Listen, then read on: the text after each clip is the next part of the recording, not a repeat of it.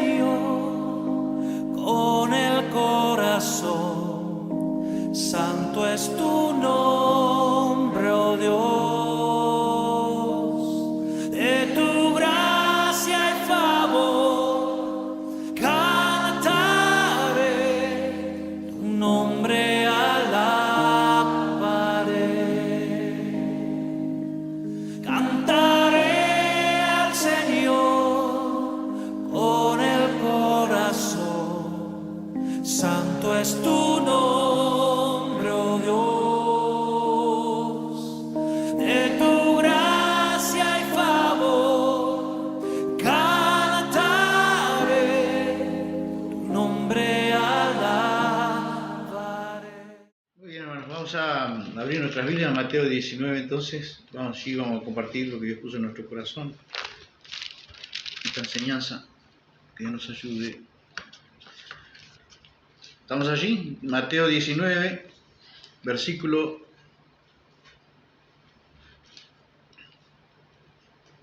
1. Aconteció que cuando Jesús terminó de estas palabras, se alejó de Galilea y fue a las regiones de Judea, al otro lado del Jordán, y le siguieron grandes multitudes y lo sanó allí. Entonces vinieron a él los fariseos tentándole y diciéndole, ¿es lícito al hombre repudiar a su mujer por cualquier causa? Él respondiendo les dijo, ¿no habéis leído que el que los hizo al principio, varón y hembra los hizo? Y dijo, por esto el hombre dejará a su padre y su madre y se unirá a su mujer y los dos serán una sola carne. Así que ya no son dos, ya más dos, sino una sola carne. Por tanto, lo que Dios juntó no lo separa el hombre. Le dijeron, ¿por qué pues mandó Moisés dar carta de divorcio y repudiarla? Él le dijo, por la dureza de vuestro corazón, Moisés os permitió repudiar a vuestras mujeres, mas al principio no fue así. Y yo digo que cualquiera que repudia a su mujer, salvo por causa de fornicación, y se casa con otra, adultera, y el que se casa con la repudiada, adultera. Le dijeron sus discípulos, si es así la condición del hombre con su mujer, no conviene casarse. Entonces él le dijo, no todos son capaces de recibir esto, sino aquellos a quienes es dado. Pues hay eunucos que nacieron así del vientre de su madre, y hay eunucos que son hechos eunucos por los hombres, y hay eunucos que a sí mismos se hicieron eunucos por causa del reino de los cielos. El que sea capaz de recibir esto, que lo reciba. Tenemos un pasaje allí donde dice que los enemigos de Cristo se presentaron allí para tentarle, ¿no? Querían hacerle una trampa, y según lo que respondiera Jesús, seguramente que buscaban hacerle quedar mal. Si él decía que era lícito, por ejemplo, el matrimonio, ellos iban a tener una objeción al caso. Y le iban a decir que de dónde estaba el amor y lo que él predicaba y todo lo demás. Sin embargo, en este punto, yo quiero comenzar diciendo que siempre me ha inquietado, hermanos, la posición de los creyentes, sobre todo de este tiempo, de este creyente contemporáneo de hoy, de nosotros ahora, sobre todo en las redes, ¿no? Que uno lee, que escucha, en los debates. Los creyentes hablando o preguntando qué es lo que se puede y qué es lo que no se puede. ¿Se puede tatuar? Un creyente se puede tatuar, un creyente puede beber alcohol, un creyente puede ir a los bailes, un creyente puede, una mujer creyente, una hermana creyente puede usar bikini, un matrimonio en la intimidad puede usar juguetes sexuales, todas cosas así, ¿no? Y me ha inquietado ese tipo de preguntas. ¿Qué tipo de sexo Dios avala? ¿El sexo anal? ¿Dios puede un matrimonio? ¿Se puede tener sexo oral entre el matrimonio? Cosas y preguntas que para mí están hasta reñidas con la lógica y con la razón. Pero como veo siempre preguntando al ser humano, sobre todo al creyente, ¿hasta qué punto parece que lo que quiere saber el creyente de este tiempo es hasta qué punto puede llegar al límite de las cosas que todavía anhela su corazón? Cosas que para mí no deberían ni de buscar, porque si ha nacido en Cristo, dice Pablo, que busquemos las cosas que... Pero hay mechados en los corazones muchas veces del creyente, deseos que me parecen más alineados con este mundo. Deseos de este mundo. Porque no hay mucha gente preguntando a un líder o a quien sea, ¿qué más puedo hacer por la obra de Dios? ¿Qué más áreas de mi vida puedo entregar? ¿Qué más puedo hacer para consagrar mi vida? ¿Qué más puedo hacer para tener la presencia de Dios en mayor énfasis en mi vida? O cosas así. No hay esas preguntas, pero sin embargo todas esas preguntas, ¿no? Todo ese contexto de preguntas están surgiendo en el corazón. Preguntas que hacen alusión a los deseos de un corazón todavía que no está rendido totalmente, que no está totalmente consagrado a Dios, y tenemos que caminar por otro camino. Y acá vemos un contexto de este matrimonio, ¿no? La pregunta acerca de un matrimonio. Si era lícito, le preguntan al Señor Jesús, si un matrimonio es lícito dar carta de divorcio. ¿Qué había pasado? Que Moisés había permitido dar carta de divorcio, y en aquel entonces los hombres tenían mucha más preponderancia. Cuando la mujer venía, simplemente hasta por cualquier cosa, le daban una carta de divorcio, sin ni siquiera avisarle, le daban una carta de divorcio a la mujer se enteraba ahí, salía para la calle porque no había nada para ella. No tenía ningún respaldo económico, no tenía nada. Y entonces le preguntan a Jesús si eso era lícito dar carta de divorcio. Y él tiene que llevarlos. ¿A dónde lo lleva? Al principio. Al principio. Entonces, ¿qué vamos a hablar? Los principios de Dios. El principio de Dios. Y ahí vamos a hacer énfasis en el principio de Dios de la creación de la primer familia. Y por ende, en primer lugar, el matrimonio. La creación del primer matrimonio. El principio, cómo fue la creación del matrimonio. El principio. ¿Qué es un principio? Jesús lo lleva, dice, al principio. Al principio no fue así. No leíste que al principio, lo lleva al principio. Los principios de Dios. ¿Qué es un principio? Y yo diría que para hacerlo bien fácil, sencillo, para que nosotros podamos entender todos, no es que no estoy de alguna manera rebajando su entendimiento, pero sí que a veces podemos entender que hay cosas más palabras, o buscar más palabras más sencillas. Es la idea original de la creación de Dios. Cómo Dios en su mente infinita creó al primer matrimonio allí en el Edén. Al primer matrimonio. Y entonces tenemos que ir al principio. ¿Qué es un principio? Bueno, es una idea original, es un estándar, es un modelo, es un diseño bíblico, o el patrón, o las bases en las cuales Dios estructuró la primer familia o el primer matrimonio. En este caso vamos a hacer énfasis en el primer matrimonio y por ende después, al venir los hijos, la familia, ¿no?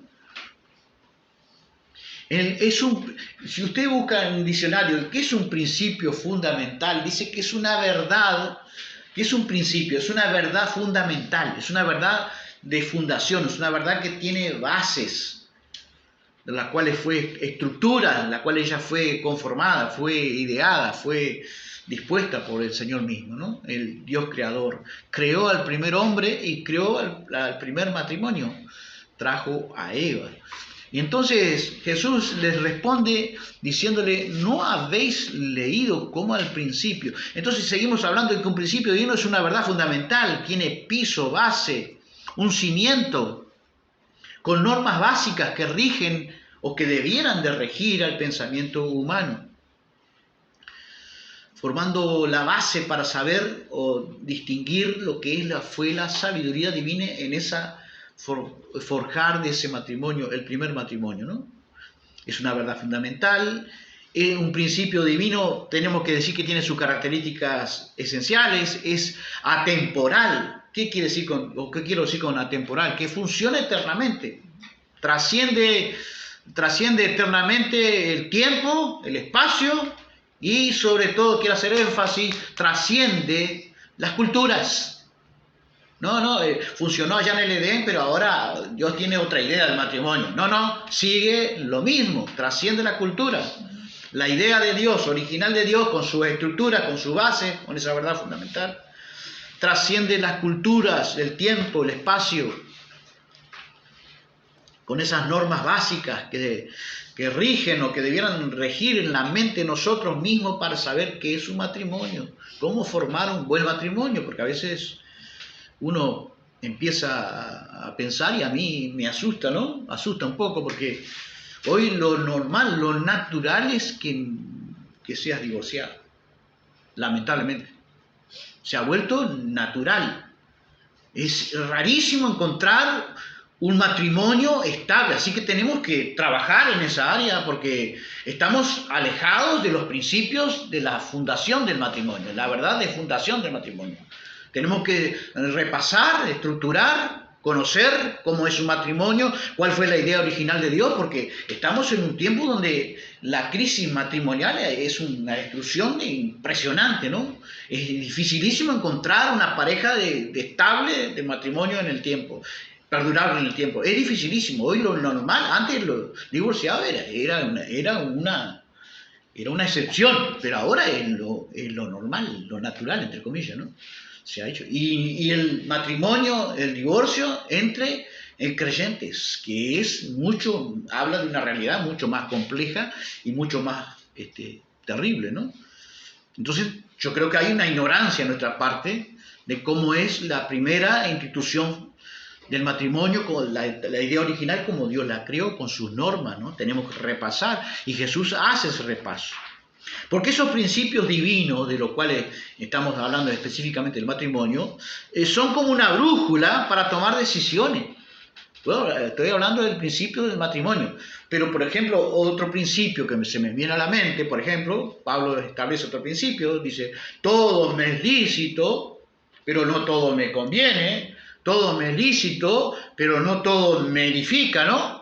Así que tenemos un principio, porque la gente dice, la Biblia no dice nada respecto a eso, así que yo lo voy a hacer. Bueno, pero para que hay principios por los cuales nosotros podemos regir nuestro pensamiento y podemos sacar conclusiones. No todo lo que si no me edifica, si no me conviene, ¿qué tengo que hacerlo? Pues lo que voy a hacer, lo que voy a decidir, no hacerlo, porque yo tengo que tomar decisiones según los principios también, porque a veces no hay un texto específico para una pregunta que la gente pone, ¿no? Se puede bailar, decía una pastora, ¿no? Y ahí ella se presenta bailando con su esposo. Que me critiquen todo lo que quieran, decía ella. Yo bailo con mi esposa, y se pone a bailar y en forma todavía bien sensual. Entonces digo, ¿a quién edifica eso? ¿A quién edifica eso? ¿Se puede bailar? ¿Sí o no? Claro que se puede. Dios no prohíbe nada. La Biblia no te prohíbe nada. ¿Se puede ir a una playa de bikini? Claro que se puede. ¿Quién te impide eso? Ahora, ¿lo debo de hacer? Esa es otra pregunta. ¿Está de acuerdo Dios? Yo tengo que usar un principio para saber si hay cosas que Dios avala o no avala, para saber lo correcto y lo incorrecto. Porque una de las cosas que hace el hombre cuando peca, el del pecado de Eva y Adán, una de las cosas que Dios quería reservarse en el principio era se quería reservar para sí mismo, cuando Dios le permite comer de todos los árboles, pero de uno no, del árbol de la ciencia del bien y del mal, Dios lo había reservado para Él mismo. Él quería tener el control, el manejo de lo que es bueno y lo que es malo, porque solamente Dios sabe. ¿Qué ha hecho el hombre? Ha tomado, a partir de ese momento, el hombre decide qué es lo que es bueno y qué es lo que es malo. ¿Y cómo estamos en la escala de valores de qué cosas son buenas y qué cosas son malas? Bueno, ya en los tiempos bíblicos, Isaías 5:20 escribe, dice, que llamarán a todo lo bueno malo, y lo malo, bueno, todo al revés, todos los valores invertidos. Porque el hombre se atribuyó el lugar de Dios, usurpó el lugar de Dios, el único lugar que Dios quería reservarse. Ese árbol representa que Dios quería guardarse ese derecho de Él manejar qué cosas eran buenas y qué cosas son malas, porque solo Dios sabe esa infinita sabiduría que tiene el Señor de tomar esas decisiones. Pero el hombre se atribuye esas decisiones, y a las tinieblas llaman luz, y a la luz tinieblas, y a lo amargo llaman dulce, y a lo dulce llaman amargo. Alguien decía una vez, un domingo en una iglesia, ¡ay, qué bodrio! ¡Qué pudrición para él en su mente corrompida, en su mente incrédula! Pero para nosotros, ¿qué es? Es una bendición. Venimos a tomar no solamente del pan, a comer del pan material, sino del pan espiritual durante toda una semana. Nosotros tenemos que alimentarnos no solo de pan, dijo Jesús, es un principio, ese es otro principio. No solo de pan vive el hombre, sino de toda palabra que sale de la boca de Dios. Pero ahí están los hombres, gobernando sus vidas, ocupando usurpados el lugar de que le pertenece a Dios. Entonces, un principio es una guía moral para orientar el comportamiento humano, ayudándonos a distinguir entre lo correcto y lo incorrecto, entre lo bueno y lo malo. Son como una brújula para tomar decisiones, buenas decisiones. Pero esos principios pueden, como lo vemos en este pasaje bíblico, pueden ser sustituidos por el hombre, ¿o no? Alguien que vive una vida inmoral, que no vive una vida correctamente en lo moral, un comportamiento que no es bueno, nosotros le preguntábamos en cierta oportunidad, ¿para dónde vas tú? ¿Para el cielo o para el infierno? Y como ella misma, la persona sabe que es inmoral, que hace cosas, comportamiento deliberadamente pecaminoso, yo creía, los que creía que se iba a reconocer que iba para... Y entonces cuando dijo, yo voy para el cielo, dice. Y cuando todos largamos la risa, ella decía, ¿de qué se ríen? O sea que realmente ella creía que a lo bueno, a lo malo, ¿cómo le están llamando? Bueno, los valores invertidos. Tiene una persona que tiene los valores invertidos. Ella cree que haciendo lo malo, igual Dios la va a recibir allá en los cielos. Porque el hombre usurpó ese lugar de Dios, pero tenemos los principios de Dios. Todo lo que el hombre sembrare, eso también, ese otro principio es, cosechará. Pero vamos a usar el principio bíblico de este pasaje y vamos a repasar los principios que Dios estableció, la idea original de Dios allá, las normas que Dios estableció para el primer matrimonio. Podemos repasar brevemente. ¿Estamos redefiniendo acaso lo que es un matrimonio según la idea de Dios? No, enfáticamente no. Pero sí estamos exponiendo y recordándonos a nosotros los seres humanos que cada vez nos estamos yendo, la mayoría de los seres humanos se están yendo cada vez más lejos de la idea original de lo que es un matrimonio. Entonces, las normas básicas del principio tenemos que a veces ponerlas de vuelta, como las expuso Jesús en esa oportunidad. Dice, empezando, en primer lugar, ¿no habéis leído? ¿A dónde los mandó? Al leer, ¿qué cosa? ¿Dónde estaba el registro de lo que es un parámetro fundacional, permíteme usar así esta expresión, de fundación del primer matrimonio? ¿Dónde está el registro? ¿En lo que dicen los profetas, en lo que dice el apóstol, lo que dice el pastor, lo que dice el maestro? No, en la Biblia. Los mandó, como nos manda a nosotros, a leer la Biblia. ¿Dónde vamos a sacar esa información?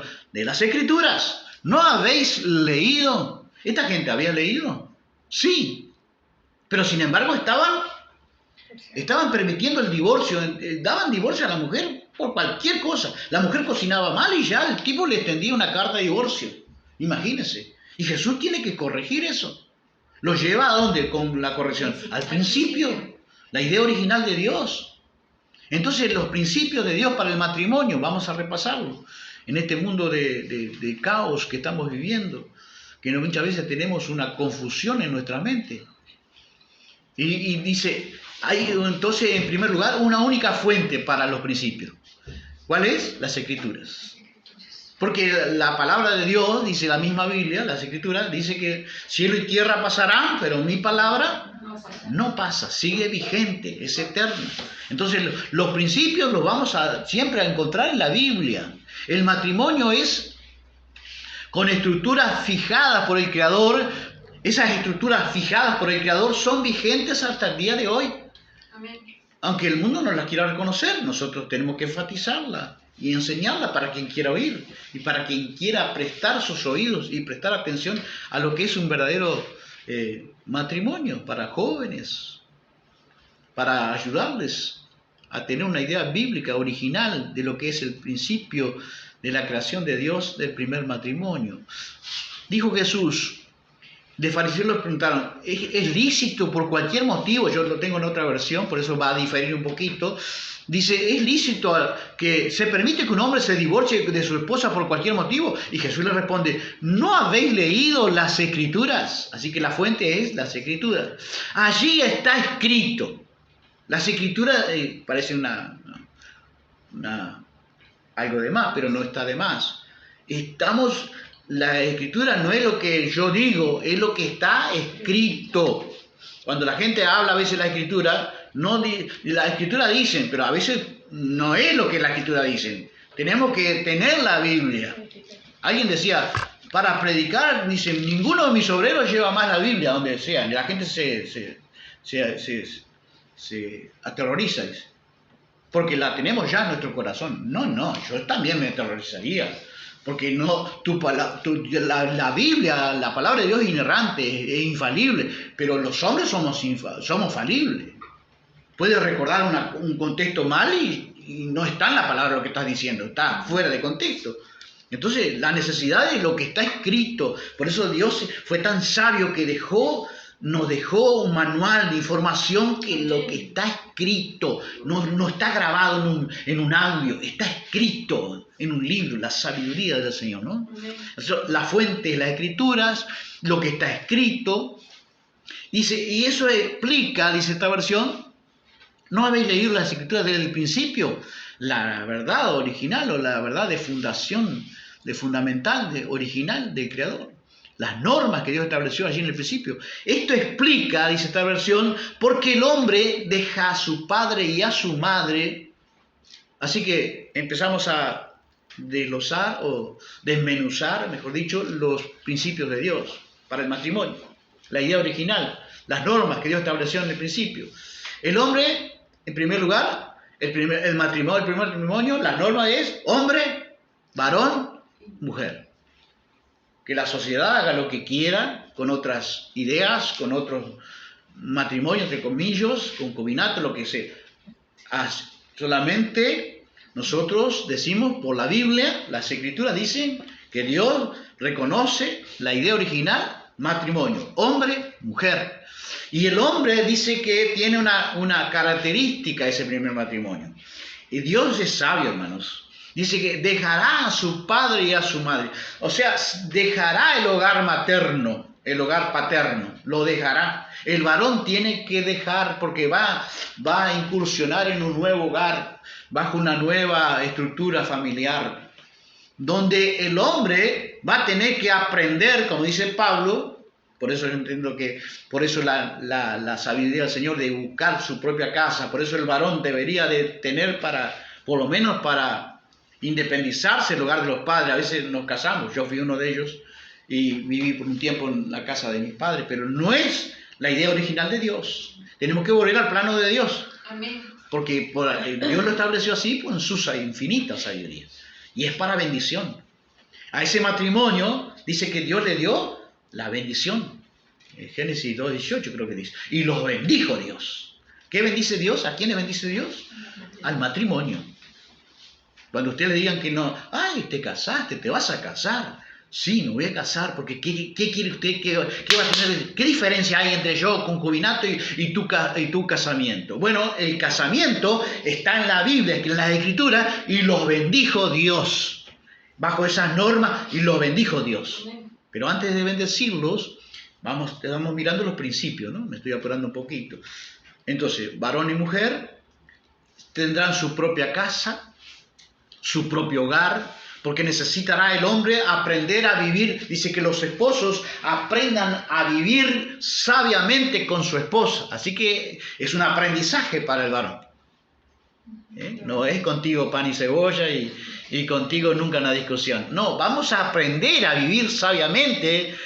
Es un aprendizaje donde Dios, estando en nosotros en dependencia, vamos a aprender a convivir con nuestra esposa, y la esposa va a tener que aprender a tener ese espíritu que decíamos en días pasados en otra predicación, un espíritu manso y humilde. Dice un espíritu suave, en otra versión me encantó, suave y tranquilo, que es de gran estima delante de los ojos de Dios, y la lleva a comparar a esa mujer que es en esa norma bíblica, en ese hogar nuevo que ella va a forjar, que la lleva a recordar como a Sara, quien trataba a su esposo de Señor. Mire, el respeto, la reverencia, el espíritu suave y tranquilo que a veces tan lejano, millas extras, tienen nuestras damas, las esposas, que el varón necesita encontrar. La mujer va a tener que aprender, el varón va a tener que aprender a vivir sabiamente con ella. Y ella va a tener que aprender a tener ese espíritu, porque no lo trae nadie, casi nadie lo traemos, ese espíritu manso, suave, o tranquilo, suave y tranquilo. No lo tenemos. Eso es un aprendizaje, es un modelo de adaptación. Por eso van a necesitar una casa extra. Dice que donde hay 2, 3 son multitud. Muy bien, gracias, porque no me salía.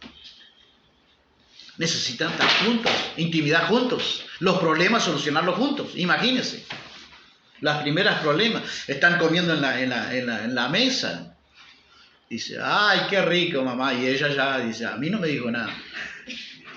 Y eso ha pasado, pasa. Entonces tiene que haber un desprendimiento de nuestra familia paterna. Esto explica por qué el hombre deja a su padre y a su madre. Como ya no son 2, otra norma, sino 1, dice el Señor, que nadie separe lo que Dios ha unido. Ahí vemos una cuestión que no se nombra mucho, ¿no? El matrimonio, en la mente original de Dios, en las normas, la verdad fundamental de Dios, allá en el comienzo, es indisoluble. Lo quieramos aceptar o no, indisoluble. Y dice que lo que Dios unió, ¿qué pasa? No lo separa el hombre. Ya no son 2, sino 1. Y ahí yo veo, ¿qué puedo ver en 2 personas, pero al fin y al cabo se transforma en 1? Una unidad espiritual. Es una unidad espiritual. ¿Por qué es espiritual? Porque Dios está al medio de esa primer pareja, ¿sí o no? Dios está al medio de esa pareja. Allí dice que Dios los bendijo, y que tenían que permanecer unidos. Y ya el hombre y la mujer se tienen que escucharon de parte de Dios, que en el principio, que Dios había celebrado esa ceremonia de Adán y Eva, y le dice que su matrimonio es indisoluble y que lo que él ha unido no lo separa el hombre. No tenía opción tampoco Eva, ¿no? Ni Adán, porque no había más nadie. Usted dice, ay, pero qué fácil que era en aquel entonces. No, pero no era tan fácil, porque era por primera vez. Y tenemos que volver al original. Entonces, Dios le dice sigue el Señor enfatizando las normas de aquella idea original del Dios creador. Entonces, preguntaron, ¿por qué Moisés en la ley, dice en la ley, que un hombre podía darle a su esposa un aviso de divorcio por escrito y despedirla? Tan fácil como eso. ¿Por qué Moisés? Entonces, mírenlo, en vez de decirle, no, en vez de aceptar lo que Jesús estaba diciendo, comenzaron a cuestionar, intentaron validar lo que ellos habían adquirido y estaban poniendo el principio de Dios por debajo de la concesión que había hecho, la permisión que había hecho ¿quién? Moisés. ¿Bajo qué contexto? No me pregunte porque no tengo mucha información, pero sí Jesús dice, eso les permitió Moisés, les concedió Moisés, pero al principio no fue así. Así que, ¿qué se estaban olvidando? El principio. Por eso le dije, esto se va a llamar el lente de Dios, los principios de Dios, o los lentes del hombre. El lente de Dios, que es cuando nos guiamos por los principios de Dios, o los lentes del hombre, cuando el hombre se guía por sus propios pensamientos, por sus propias ideas. El lente de Dios es volver a enfatizarnos y saber los principios. Estamos hablando del principio general, las normas en las cuales Dios estipuló en la primer pareja, ¿no? Y Jesús le dice entonces, Moisés permitió el divorcio solo como una concesión ante la dureza del corazón de ustedes. Pero no fue así, dice esta versión, me encantó, la intención original de Dios. Así que la intención original de Dios, que el matrimonio es, cuando se vaya a casar, no dé ningún lugar de que su matrimonio, bueno, si no andamos, por eso la gente no se casa. ¿Por qué la gente no se casa? Justamente evitando el principio de Dios y guiándose por sus propios principios, lo que hacían los fariseos, lo que hacían el tiempo de aquella cultura. Dice, pero Moisés no permitió, sí, pero estás poniendo la concesión de un hombre, un siervo de Dios, sí, pero tal vez bajo la inspiración de Dios, Dios le permitió eso, le dijo a Moisés que permitiera eso, pero Jesús lleva a que volvamos al plano original para el matrimonio y para la familia. Y el plano, entonces, salvo una excepción, indisoluble, salvo una excepción. ¿Cuál es la excepción? Esta versión dice lo siguiente, y le dijo lo siguiente, el que se divorcia a su esposa y se casa con otra, comete adulterio. Habrá gente que aquel día dice, apártate de mí, adúltero. Y yo nunca adulteré, yo nunca... No, pero se divorció sin tener una causa válida en el plano original de Dios. A menos que la esposa haya sido infiel, le dice Jesús. Y yo entiendo que va para los dos lados, ¿no? Pero el plano original, ¿cuál es? Que sigan juntos, aunque la esposa sea fiel. Pero tiene una excepción, el hombre o la mujer, para abandonar o dejar a su esposo, a su marido, a su mujer, si le ha sido infiel. Es la excepción. Un joven, cuando repartió sus invitaciones para los conocidos, me contaba que te casás. Lo llamaban aparte, lo sacaban aparte. Por favor, no te cases. No te cases. Esto es una locura. Pero no, me voy a casar. No, pero es una locura. ¿Cómo te vas a casar? ¿Cuándo fracasó su matrimonio? ¿Qué le habrán dicho? Sí. ¡Te lo dijimos! ¿Pero por qué él se casó? Porque, ¿qué dije hace un ratito? La primer pareja que recibió allá, cuando... Y los bendijo Dios y le dijo, fructificaos y multiplicaos. Le dio otra cuestión allí. El matrimonio a veces se casa, nosotros no queremos hijos. Alguien escuché el otro día, dice, no, ella no quiere hijos, no puede tener. No, ella no quiere hijos y él tampoco. Digo, qué mal que está la gente, alejado del principio de la idea original del Dios creador. Si Dios no te da hijos, perfecto. Pero si te casás, ¿para qué es? En la idea del plan original de Dios. Multiplicarse, fructificados. Y entiendo que ese fructificado es dar frutos espirituales, de esa relación de amor, de comunión con el mismo Dios y entre los cónyuges. Entonces, dice, y le dijo lo siguiente, el que se divorcia está. Entonces los discípulos le dijeron, me extrañó, ¿no? Acá me detengo un poquito. Entonces los discípulos le dijeron, si así son las cosas, será mejor no casarse. Lo mismo que la mente mundana de la gente de hoy. Y las iglesias hoy están legalizando, entre comillas, naturalizando muchas veces el concubinato o otras formas sustitutivas al matrimonio. ¿Pero qué reconoce la Biblia como legítimo? Como la idea original, las normas, la verdad fundamental, el matrimonio, solamente el matrimonio. ¿Y a quién bendice Dios? Al matrimonio, no otras uniones. Que el mundo haga lo que quiera, pero nosotros tenemos que pregonar y enfatizar, ¿qué cosa? La verdad de Dios, para, en este caso, los principios de Dios establecidos por la mente infinitamente sabia del Dios creador, que estableció principios para el matrimonio. Y entonces los discípulos Que lo diga la gente, los fariseos, es una cosa. Pero los discípulos, ¿qué me habla allí los discípulos? Estaban contaminados de la misma cultura popular. ¿Cómo está hoy la iglesia? Por eso tenemos que enseñar cosas, enseñándole a ser discípulos y enseñándole ¿qué cosa? Todas las cosas que son necesarias, que el mundo nos está contaminando. La Biblia dice, quítense toda contaminación de carne y del espíritu. Y acá tenemos una contaminación de espíritu. La gente ya no se casa. Incluso las iglesias están legalizando, los líderes están legalizando casamientos que no son válidos en la idea original de Dios. Y entonces tenemos que enfatizar, hermanos, que los discípulos contaminados.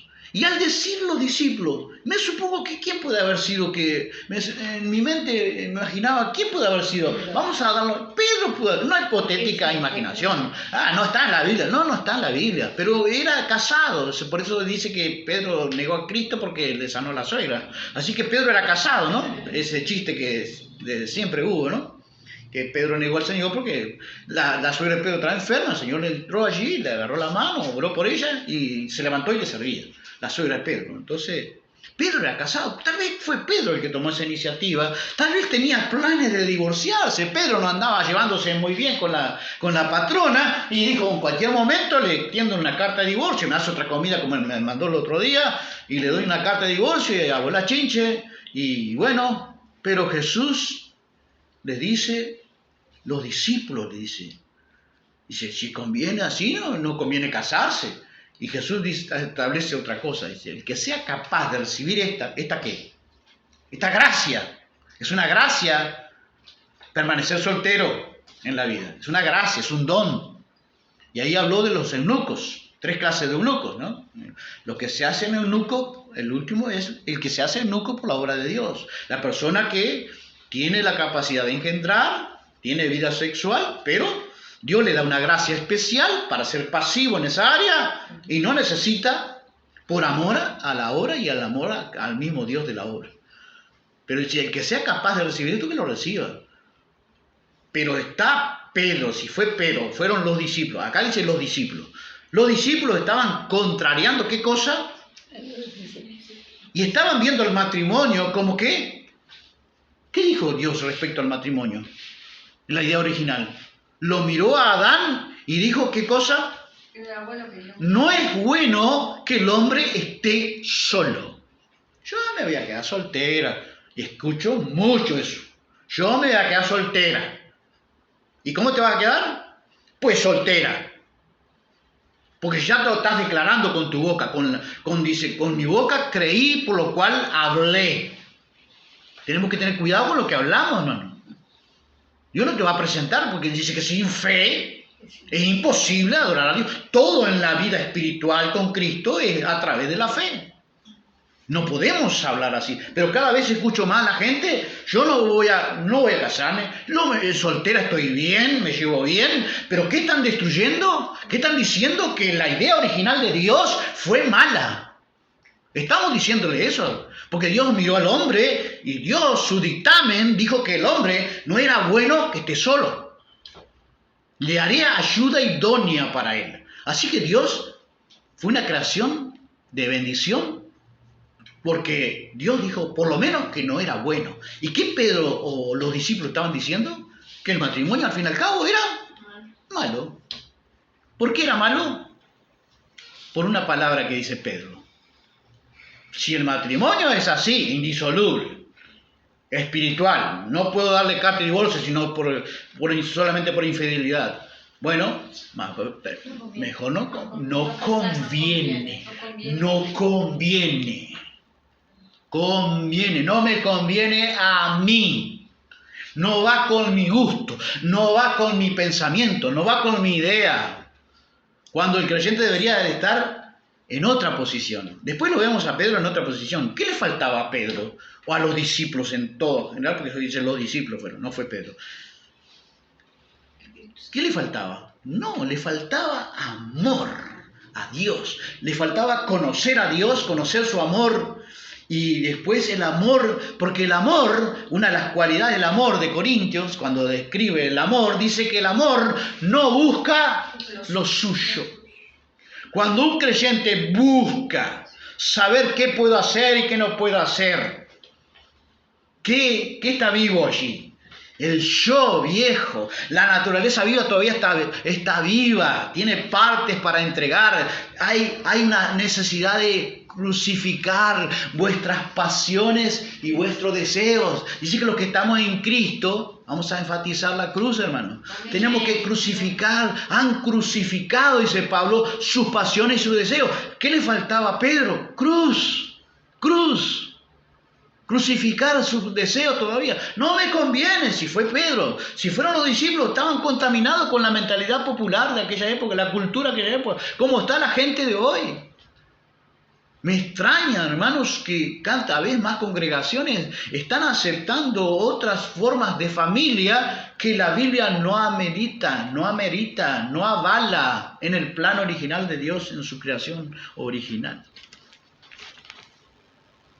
No es bueno que el hombre esté solo. Pero sin embargo Dios dijo que no era bueno. Y Pedro dice, no. Y está diciendo Pedro, al fin y al cabo está contrariando la idea original de Dios, del principio de Dios. Por lo menos, dice Pedro, no conviene. Pero en esa misma palabra, ¿conviene al hombre casarse o no? Claro que sí, porque no es bueno. El matrimonio incluso es comparado con Cristo y su iglesia. Es algo tan misterioso, es algo tan sagrado para Dios, la familia, el primer matrimonio y la familia, que es algo no para tomarlo a la ligera, hermano. Por eso la necesidad de enfatizar los principios espirituales que Dios estableció en su palabra. Que Dios nos ayude, hermanos. Amén. Entonces, habría en Pedro... En 1.28 quiero establecer allí que dice, y los bendijo Dios. ¿A quién bendijo Dios? Al matrimonio. Así que una persona que no se casa, ¿contará con la bendición de Dios? No. Porque la bendición de Dios fue para esa primer pareja que Dios allí oficializó esa ceremonia con sus normas y sus principios básicos, fundamentales, que están registrados en la palabra, y que Cristo tuvo que hacerlos mirar de vuelta al principio. ¿Saben, hermanos? Podemos seguir imaginándonos, ¿no?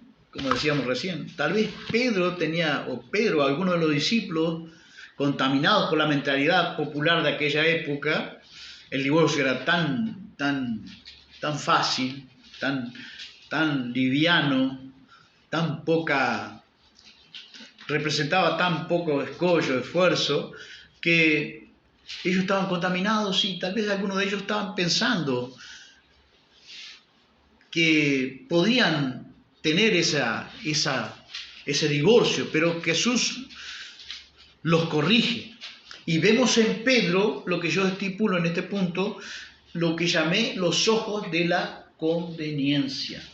Pedro miraba todavía lo que podía hacer y lo que no podía hacer con ojos de conveniencia, ¿no?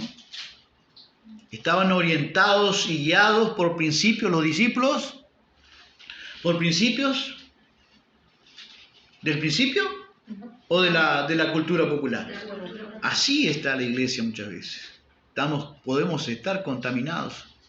Esos ojos de conveniencia deben estar orientados, guiados por los principios del Dios creador allá de los comienzos. Los ojos de la conveniencia llegan a llamar lo que Dios dictaminó como bueno, malo.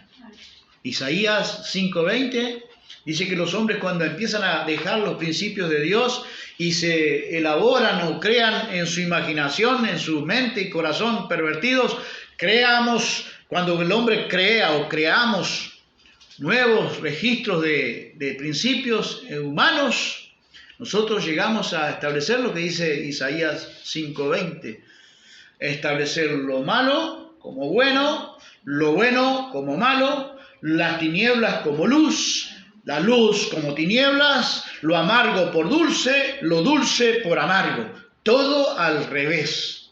Y ahí lo vemos a ese principio.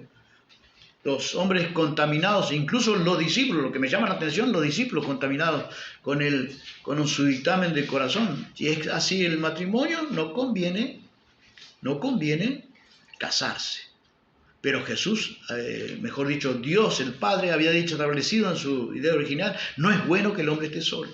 Los ojos de la conveniencia anulan el derecho que Dios se había reservado solo para él. ¿Cuál era el derecho que Dios se había reservado en el mismo comienzo? De decidir qué cosas eran buenas y qué cosas eran malas para el hombre. Dijo, de todos esos árboles vos podés comer, pero del árbol de la ciencia del bien, de lo que es bueno, podemos parafrasear así, y de lo que es malo, eso no lo podrás. Eso se lo reservaba Dios para él. Pero luego, Dios tuvo que intervenir, ¿no? Porque el hombre se toma ese atributo, usurpó ese atributo que le pertenece solo a Dios.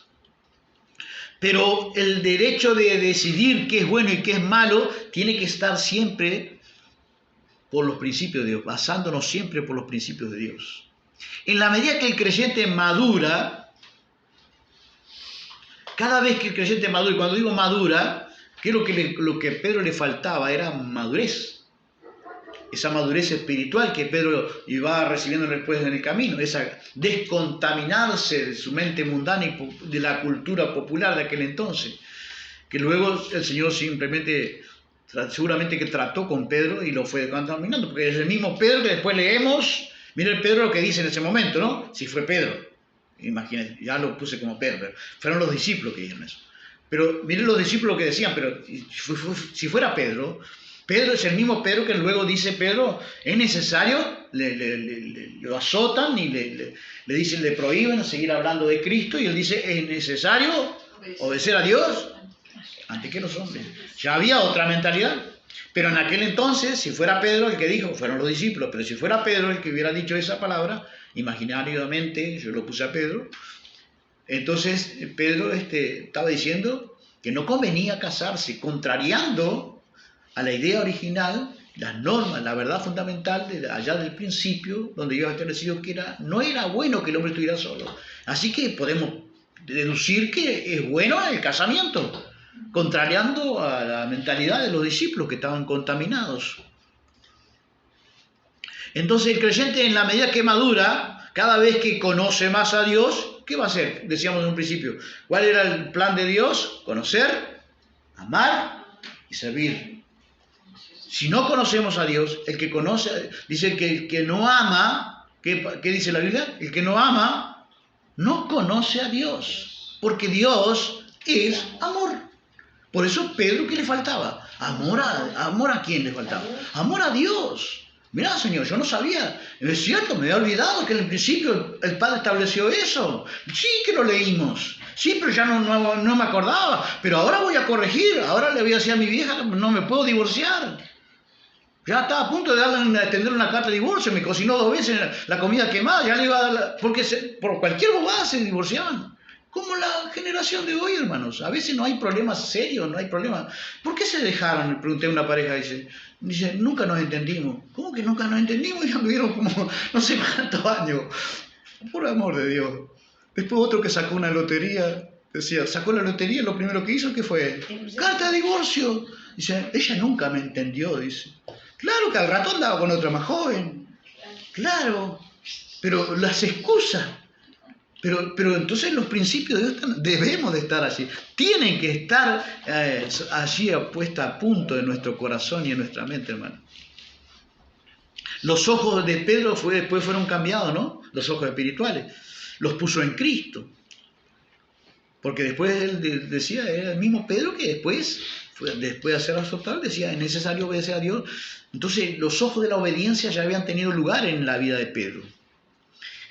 ¿Cuándo miramos con los ojos de la obediencia? Cuando miramos los principios de Dios. No es lo que a mí me gusta, no es lo que a mí me conviene, no es lo que yo prefiero, no es lo que yo quiero, ¿no? El creyente maduro, cuando tiene la mirada puesta en Cristo, tiene madurez espiritual, ama a Cristo, ama a su Señor. El que me ama, mi palabra guardará. El que me ama, guarda mis mandamientos. El creyente que ama a Cristo, ahora no se rige por los pensamientos de Él, el querer de Él, la preferencia de Él, el gusto de Él, la conveniencia de Él, como decía Pedro, sino se guía ahora por básicamente por lo que a Dios le agrada, como decía Cristo. Mi Padre siempre está conmigo el Padre nunca me ha dejado solo. ¿Por qué era la razón?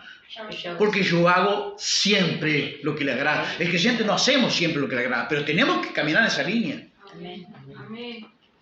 Buscar hacer lo que le agrada, no lo que me conviene, no lo que yo quiero, sino buscar por amor que prevalezca su voluntad. Y la voluntad del principio tiene que prevalecer, hermanos. Amén. Amén. Jesús dijo, la palabra de Dios, mejor dicho, dice que el que hace la voluntad de mi Padre, ese, dice, permanece para siempre, tiene eternidad para siempre. Hacer la voluntad de nuestro Padre Celestial. Aquí tenemos los principios para el matrimonio. Amén. Amén. Que están bastante olvidados en nuestra sociedad. Entonces la descripción del amor no busca lo suyo. Y ya Pedro, o si los discípulos después cambiaron, ¿no? Ya no buscaban. Y la palabra de Dios dice que lamentablemente en nuestra sociedad y en nuestra cultura, la cultura popular del hombre sin Dios, pero también en la cultura evangélica, muchas veces podemos estar, como Pablo le escribe a Timoteo en una de sus cartas, dice, todos buscan sus propios intereses, nadie busca los intereses de Cristo. Pero tenemos que caminar por ese otro camino, hermanos, esa otra opción, amén. No mirar por nuestros intereses. Y yo veo con demasiada frecuencia a los creyentes buscando saber qué cosas puede hacer y qué cosas no puede hacer. Sexo, no sé qué, se puede jugar juguetes sexuales, se puede fumar, se puede tomar, se puede, pero no veo a nadie, vuelvo a repetir, muchas veces caminando en ese, ¿qué le interesa a Cristo de mí? ¿Qué será que, como la actitud de Pablo, ¿no? Se levantó de allí de la tierra y dijo, ¿quién eres, Señor? La segunda pregunta, ¿qué quiere que yo haga? ¿Qué más puedo hacer por la obra? ¿Qué más puedo entregar mi vida? ¿Qué más consagración puedo hacer por mi vida? Todo busca lo suyo. Esa es la particular, muchas veces, lamentablemente, en nuestro corazón, aún de los creyentes. Esa emoción que está en nuestro corazón. No tiene que ser así. Y vamos a mirar otra particular situación, hermano. A Pedro o a los discípulos, estimo que le faltaba conocer a Dios, porque el que conoce a Dios, ama a Dios. Y el que le ama a Dios, sirve a Dios. Yo creo que Pedro o los discípulos, fueran los discípulos, dice, no nos conviene casarse, estaban hablando porque les faltaba amor. El amor no busca lo suyo, busca agradar a Dios, busca congraciarse con Dios, busca congraciarse con los principios de Dios. Pero podemos mirar brevemente o desde otro ángulo, otra particular situación. Dice la palabra de Dios en la boca de Cristo que en los últimos días el amor de muchos se enfriará. Pedro le faltaba amor. Pero hay otra particular tragedia en estos días. Para los últimos días, dijo que Jesús, que por el aumento de la maldad va a traer una característica casi total. La palabra original para el amor de muchos se enfriará, en el original siempre me gusta repetirlo, literalmente dice, el amor de casi todos se enfriará. Que no seamos nosotros por amor de Dios. Amén.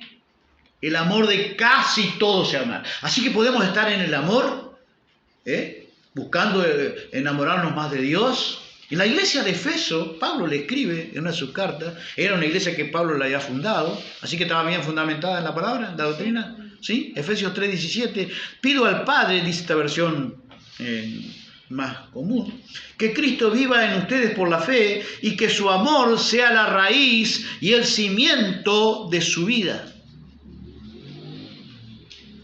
Así que Pablo está escribiendo esa carta y los congregantes de Efesios estaban caminando en el amor de Dios, estaban buscando agradar a Dios, ya no buscaban lo suyo. como los discípulos en aquel entonces, en esa conversación que tuvo Cristo con los fariseos y sus discípulos. Pero 20, 30 años más adelante, el mismo Cristo le escribe en capítulo 2 de, no busque, simplemente voy a citar el versículo, en capítulo 2 de Apocalipsis, 20 o 30 años más adelante, Cristo le escribe a la iglesia de Efesios, ya no es Pablo, es Cristo, y el Señor que sabe toda la situación de la congregación de Efesios, le escribe a Efesios, dice, mira, en un montón de cosas buenas, no voy a repetir, porque el asunto no está para ahí. No has reconocido a los falsos apóstoles, los que se creen, y cosas buenas que tenía la congregación, pero hay una que es trágica. Pero tengo una cosa contra ti. Dios mira las cosas buenas que hacemos como congregación, pero también Dios también mira las cosas que tienen en contra. Mira, tengo una cosa contra ti. 20, 30 años más tarde, pero tengo esto contra ti. Has dejado tu primer amor.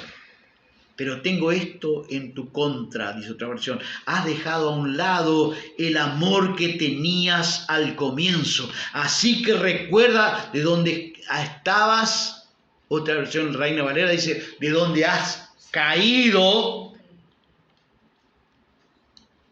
Y si alguno esté firme, mire que no caiga.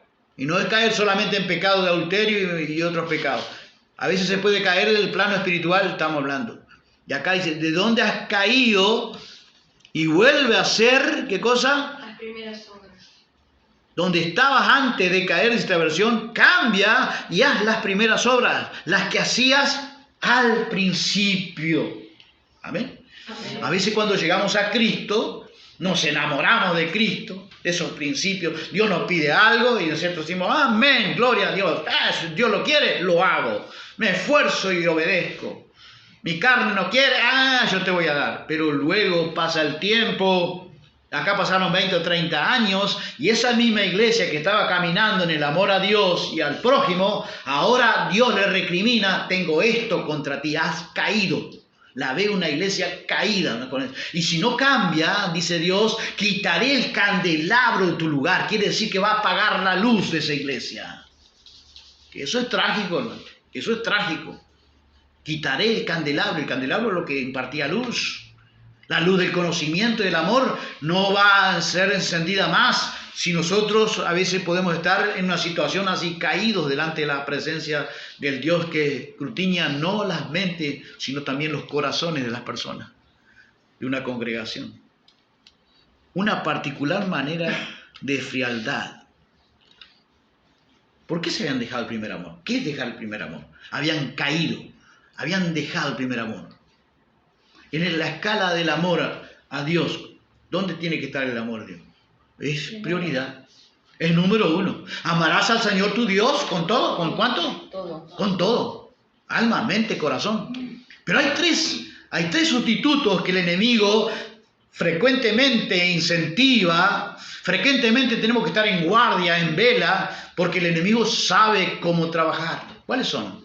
En esta categoría, como lo había en aquel tiempo, en esta popular situación de aquella iglesia, lo hay también ahora, hermano.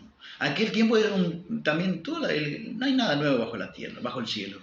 El hedonismo pregonaba en aquel lugar, pero nunca tanto como predomina ahora el hedonismo. ¿Qué es el hedonismo? Es la búsqueda del amor al placer.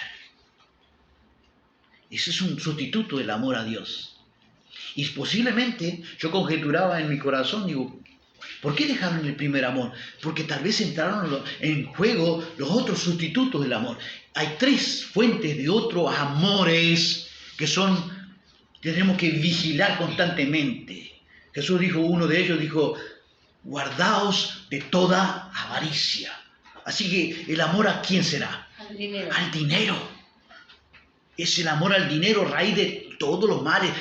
El diablo no hace las cosas así, te quita el amor a Dios de golpe. No, te va a poner algo sustituto para que tú sepas, no, yo estoy amando a Dios, pero comenzaste a amar al dinero. Cuidado con el amor al dinero. Dice Jesús que que nos guardemos de toda avaricia. La palabra de Dios dice que hay amor al placer. Dice 2 Timoteo capítulo 3, si mal no recuerdo, está hablando Pablo de la característica de los hombres en los últimos días y llega a un punto que me suena a tragedia, ¿no? Dice, serán ávaros, vanagloriosos, soberbios, altivos, ¿no? Todo lo demás. Y luego dice, amadores de los deleites más que de Dios. Amaban a Dios. Pero su corazón había dado lugar, el primer lugar, ¿quién lo tenía ahora? Los deleites. En segundo lugar, has dejado tu primer amor. El primer lugar no lo puede quitar los deleites, los placeres de la carne. Y los creyentes de hoy están muy comúnmente preguntando qué se puede y qué no se puede. Juguetes sexuales, todas esas cosas que yo digo no han leído las Escrituras. Porque hay principios que están allí en Génesis, pero hay otros principios que también los estableció la posterior revelación de la palabra de Dios. Por ejemplo, los deleites de No, me decía un joven cierta vez, después el pastor, que es un apóstol, el pastor de él, me decía, el apóstol me dijo, cerrada tu cama, tu habitación, en la intimidad, tú puedes hacer sexo como quieras con tu esposa. Le dije, está equivocado, está mal tu pastor, porque la Biblia dice que vuestro lecho sea sin mancilla. Y la palabra mancilla significa sin mancha. Y mancha, dice Pablo, por eso establece Pablo qué es el lecho sin mancilla. Dice, no en pasiones de concupiscencia. ¿Qué es la concupiscencia en los corazones? Es el deseo desordenado. Tenemos deseo en la vida sexual, placer sexual, sí, pero todo tiene que tener su equilibrio. ¿Podemos decir amén? Amén. En su justa medida. No somos animales. No, mira, el pastor me dijo sexo anal, sexo oral, todo es permitido dentro del matrimonio. Está mal, porque dice, no en pasión de concupiscencia como los gentiles que no conocen a Dios. Tiene que haber hasta una diferencia, hasta en la intimidad de nuestro dormitorio. Porque ¿quién está mirando allí? Dios. ¿Dónde viene la contaminación después? Los placeres de la carne, un mundo que está entrando cada vez más en los placeres. La gente está extraviada de los placeres, se van a extrañar, dice la Biblia, que no corramos en el mismo desenfreno de disilusión, de corrupción que ellos corren. Y esa disilusión muchas veces es los placeres. Amadores, otro amor que puede estar en primer lugar, usurpando el lugar del primer lugar de Dios. Amadores de sí mismos. Cuando usted comienza su yo a ponerse en primer lugar, yo pienso, yo siento, yo quiero. Eso quien está quitando está quitando el lugar de el amor a Dios y al prójimo. El amor a Dios no se puede correr del primer lugar. Es esencial, es prioridad número 1. Amarás al Señor tu Dios con todo tu corazón, con toda tu alma, con toda tu mente, con todas tus fuerzas. Y a tu prójimo, el segundo amor, ¿cuál es? A tu prójimo como a ti. Y el tercer amor, como a ti mismo. O está en segundo lugar, no importa, pero no está en el primer lugar. Amadores, dice que la característica de los hombres serán amadores de sí mismos. Y los hay. Aún en la congregación, que no seamos nosotros, por amor a Dios, que despertemos a los principios de Dios. Amor a Dios. Serán amadores de los deleites más que Dios, amadores de sí mismos. Y dijo Jesús, no pueden servir a Dios y a la riqueza, a Dios y al dinero. Porque dijo, amarás a uno y aborrecerás al otro. ¿Sabe qué significa la palabra aborrecer en su etimología más sencilla? Aborrecerás a otro significa amarás menos. Si usted pone el dinero, y yo miro, ¿no? Hay un creyente que siempre 2 por 3 me está mandando, ¿cómo ser próspero? ¿Cómo ser rico? ¿Cómo prosperar en la finanza? Yo digo, este está por el camino del dinero, de la plata. Ni importancia le doy. Se toma el trabajo, ni importancia le doy. Porque yo tengo que cuidarme de cuánta, de toda avaricia. La avaricia puede nacer en cualquier momento. Efesios estaban caminando bien, pero 30 años más adelante Jesús le dice, has dejado tu primer amor. Cambia mi perspectiva de qué tipo de iglesia. Yo siempre decía que somos la iglesia de la Odisea en forma general, ¿no? La iglesia de la Odisea deja al Señor afuera, ¿no? Yo estoy a la puerta y llamo. Si alguno oye mi voz, okay. La Odisea tenía plata, tenía todo, estatus, plata. Ustedes dicen, me han enriquecido, no tengo necesidad de nada, pero ustedes no saben que son unos pobres, ciegos, miserables y desnudos. Están así. Y Jesús estaba afuera, lo habían dejado afuera la iglesia, a Cristo. Su iglesia, imagínense, la Odisea. Ya la presencia de Dios no estaba allí, pero ellos seguían una religiosidad, como la prosperidad estaba allí. No, si somos prósperos, Dios está con nosotros. No necesariamente. Pero también la iglesia de Efeso, digo, mirá si somos la iglesia de Efeso. Por amor de Dios, cuidémonos nuestro corazón. Amén. Guarda el primer lugar en tu corazón. Se lo tiene que tener siempre, prioridad número uno, esencial, manera, primordialmente, Dios. Amén. Amarás Amén. al Señor tu Dios. Señor, te damos gracias por tu palabra. Nos ayuda, Señor, a guardarla, a atesorarla y ponerla por práctica y obra, vigilando nuestros corazones y el corazón de nuestros amigos o de aquel que se examina a la luz de tu palabra. Señor, si hay alguien, tu gracia le ayude, nos ayude y le ayude a aquel hermano, aquella hermana que está, Dios mío, alumbrando su entendimiento y viendo, Señor, que está caminando en caminos de entenebrecimiento espiritual. Alumbra nuestros corazones por si estamos, Señor, dejando de lado, Señor, los principios de tu palabra, allá en la idea original del matrimonio o de la familia, Señor. Tú nos has recordado hasta en tu palabra. Le damos gracias por la palabra escrita, Señor. Ella nos habla. Hasta el día de hoy tú nos hablas, Señor, claramente. Oh, no, gracias por recordarnos los principios, Señor. Ayuda a aquel que puede oír y quiere oír para verificar si está caminando bajo los principios de Dios en su matrimonio, en su familia. Y también, Señor, esa prioridad de no buscar las cosas por conveniencia, como la mayoría muchas veces están allí. Ayúdanos a escapar, Señor, de dejar pasar el primer amor, Señor, a un segundo plano, a un tercer plano, como muchas veces lo vemos, Señor. Porque no queremos ser esa iglesia representativa de Efeso, Señor, que tú le demandas las cosas buenas que ha hecho, pero también dice, estás caído delante de ti. Ayúdanos a no caer de esa parte. Si alguno está firme, mire que no caiga. Ayúdanos a vigilar y no caer en la vida espiritual, Señor, ante ese peligro del amor al dinero, el amor al placer y el amor a nosotros mismos. Ayúdanos a amarte, oh Dios, en el nombre de Cristo, a negarnos a nosotros mismos, cargar la cruz cada día y seguirte hasta el fin, Señor, hasta que entremos en aquella patria celestial como somos ciudadanos del cielo. También extensiva tu misericordia, Señor, recordando aquella iglesia primitiva que dice que tú la respaldabas, la consolidabas conjuntamente la palabra con señales que la seguían. Señor, que esas señales para aquel que pueda creer, que pueda tocar su cuerpo, Señor, afectar con tu presencia y tu sanidad y tu medicina para los cuerpos enfermos, oh Dios, recibiendo sanidad y cura divina del Dios de todo poder y toda gracia, porque tu gracia no ha pasado, Señor. Si alguno teme a Jehová y se aparta del mal, tú eres medicina para su cuerpo. Aporta tu medicina para su cuerpo y nuestros cuerpos enfermos recibamos la salud del cielo que viene en nombre de Cristo y para gloria de Él, Padre. Te lo pedimos en Jesús y en Jesús te damos las gracias, diciendo como siempre que el amor de Dios nuestro Padre Celestial, la gracia de nuestro Señor Jesucristo y la comunión de tu Espíritu Santo sea con todos nosotros y con aquel que puede estar escuchándonos. En el nombre de Jesús. Amén, amén y amén. Que Dios le bendiga. Muchas gracias.